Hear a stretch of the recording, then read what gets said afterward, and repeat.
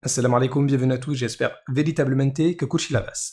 Rav Ron Shaya, qui est un rabbin installé à Jérusalem, a fait une vidéo dans laquelle il prétend que la Palestine appartient aux juifs et non pas aux musulmans, selon le Coran. Ô mon peuple, entrez dans la terre sainte qu'Allah vous a prescrite, et ne revenez point sur vos pas en refusant de combattre, car vous retourneriez perdants.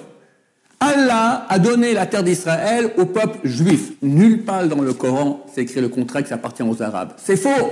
Excellente nouvelle, Rav Ron Shaya, qui parlait auparavant favorablement de l'islam, maintenant carrément il souhaite devenir musulman. Alhamdulillah. Bah oui, parce qu'il nous a cité le Coran, sourate 5, verset 21. Mais 21, si on lit de l'autre côté, ça fait 12, et 12 ça vient avant 21. Regardons, Allah Azza wa Jal dit « Je suis avec vous », en parlant des enfants d'Israël, à quelles conditions? Pourvu que vous accomplissiez la salat, acquittiez la zakat, croyez en mes messagers. Et quand on regarde 3 versets après, aux gens du livre, notre messager, Muhammad, vous est certes venu.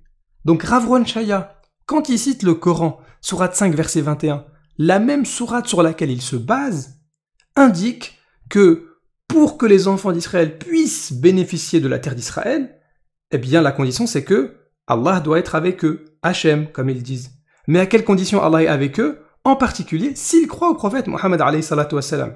Mais Rav Ron Shaya, qui se base sur ce verset, il a dû lire les 20 versets précédents. Il va pas citer un verset hors contexte, c'est pas possible, c'est un rabbin qui a dû étudier, il a le Coran en face de lui. Donc, Rav Ron Shaya, soit vous croyez au prophète Muhammad alayhi salatu wassalam, soit vous ignorez complètement le contexte. Dans la sourate 26, verset 59, il en fut ainsi, et nous le donnâmes en héritage aux enfants d'Israël. La terre a été donnée en héritage aux enfants d'Israël. Le Coran! Mais, Rav Ron Shaya, c'est quoi le contexte de sourate 26, verset 59? Regardons ensemble, à partir du verset 52, on nous indique que ça concerne Pharaon et ses soldats. Et donc Allah Azza wa Jal a fait hériter les enfants d'Israël du trésor des Égyptiens. Bah oui, c'est ça le contexte du verset 59. On parle des richesses des Égyptiens.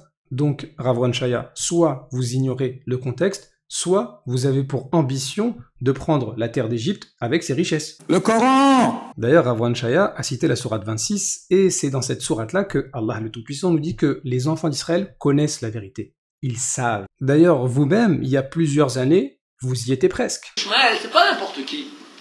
C'est quelqu'un qui a le nom de Dieu en lui. Il se bat au nom de Dieu. C'est quelqu'un qui sert Dieu. Le Rabbi Chaim Vital, un des plus grands kabbalistes de tous les temps, écrit il y a 500 ans. De plus, il est fils d'Abraham, donc il est béni. Et Abraham a imploré Dieu, béni, Lou Yichile Fanecha Ishmaël, que bénis Dieu. Et Dieu l'exauce, il est béni. Il est circoncis, donc il a une alliance. Brit, c'est une alliance avec Dieu. Il sert même Dieu que nous, donc il a du mérite. Comment est-ce qu'on dit Dieu en hébreu? On a vu El. Comment eux ils disent Dieu? Allah, c'est le même mot. Allah, ça vient de El, comme beaucoup de mots arabes viennent de l'hébreu. Allah. يا أهل الكتاب قد جاءكم رسولنا يبين لكم كثيرا مما كنتم تخفون من الكتاب ويعفو عن كثير قد جاءكم من الله نور وكتاب مبين يهدي به الله من اتبع رضوانه سبل السلام ويخرجهم من الظلمات إلى النور بإذنه ويهديهم إلى صراط مستقيم